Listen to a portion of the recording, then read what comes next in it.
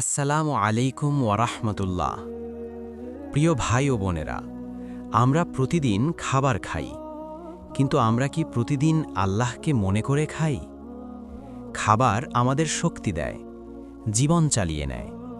আর এই খাবার, এটা কোনো কাকতালীয় বিষয় না, এটা আল্লাহর নিয়ামত। তাই রাসূল সাল্লাল্লাহু আলাইহি ওয়াসাল্লাম আমাদের শিখিয়েছেন খাবার শুরুর আগে একটি ছোট কিন্তু শক্তিশালী দোয়া পড়তে। চলুন আগে শুনি খাবার শুরুর দোয়া। দোয়া বিসমিল্লাহি ওয়া আলা বারাকাতিল্লাহি। আল্লাহর নামে এবং আল্লাহর বরকতের উপর ভরসা করে আমি খাওয়া শুরু করছি। একটু ভেবে দেখুন, এই একটি দোয়া পড়লে আমাদের খাবারে বরকত আসে, শয়তান সেই খাবারে শরিক হতে পারে না।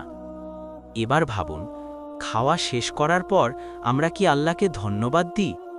রাসূল সাল্লাল্লাহু আলাইহি ওয়াসাল্লাম বলেছেন, যে বান্দা খেয়ে আল্লাহর প্রশংসা করে, আল্লাহ তার উপর সন্তুষ্ট হন।